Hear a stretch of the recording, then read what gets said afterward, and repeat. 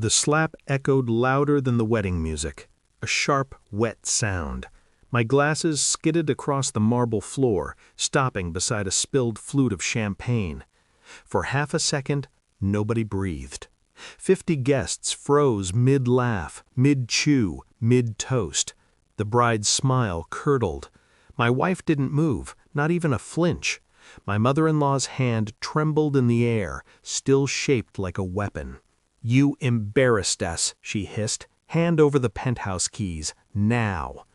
I tasted iron, not from my lip, my pride. I bent down slowly, picked up my glasses, wiped them on my sleeve.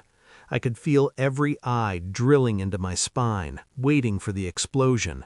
I didn't give them one. I looked at her, calm, still. No.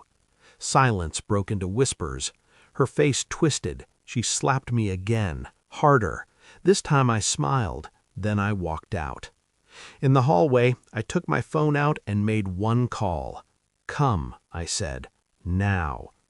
They'd always treated me like rented furniture. Useful, temporary, replaceable. From the day I married their daughter, I'd felt it. The polite smiles that never reached their eyes, the way money conversations stopped when I entered the room, the way gifts were weighed, not given. I had wealth they didn't understand, not loud money, quiet money, the kind that doesn't beg for validation. My wife knew. She also knew how to hide things, like the way her mother managed their finances to help. Like the strange documents I was never allowed to read, like the sudden pressure to put assets in the family trust. I played along, watched, listened. The wedding was supposed to be their victory lap, her sister marrying into another well-off family, another branch added to their financial vine. And me? I was the root they planned to cut. They thought humiliation would bend me. They forgot I was patient. That night, while they danced, I sat in my car and opened a folder I'd been building for months. Bank transfers routed through shell accounts, emails written in my wife's voice sent when she was asleep beside me, a property lien request bearing my forged signature.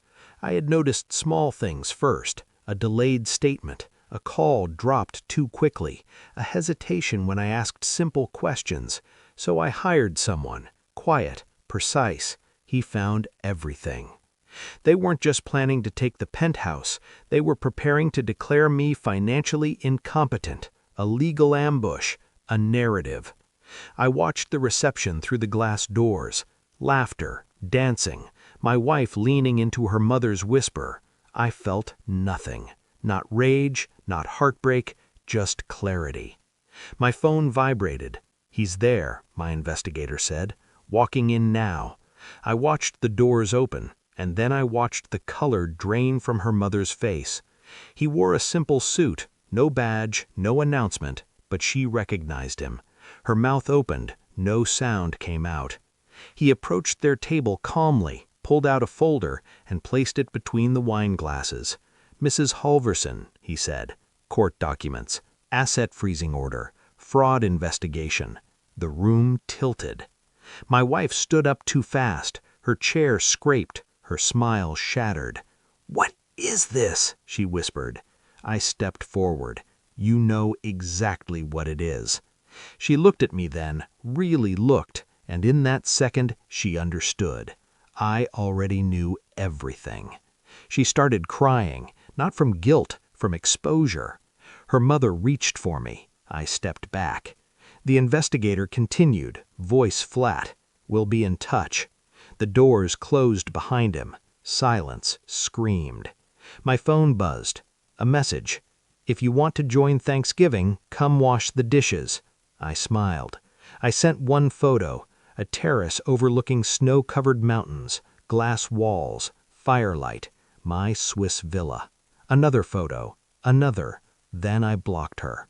71 missed calls followed in minutes. My wife dropped to her knees. "Please," she said, "we can fix this." I crouched in front of her. "No," I said quietly, "you tried to erase me." Her mother screamed my name. I didn't look back. I walked out as staff began whispering, as guests avoided eye contact, as the illusion collapsed behind me. Later, alone, I poured a drink I didn't need. I felt no triumph, no sorrow, just space. They had mistaken my silence for weakness, my patience for permission. I didn't destroy them, I simply stepped aside and let the truth do what it always does, break the greedy and set the quiet free. I watched the city lights flicker below my balcony and felt something unfamiliar settle in my chest. Peace, cold, clean, final.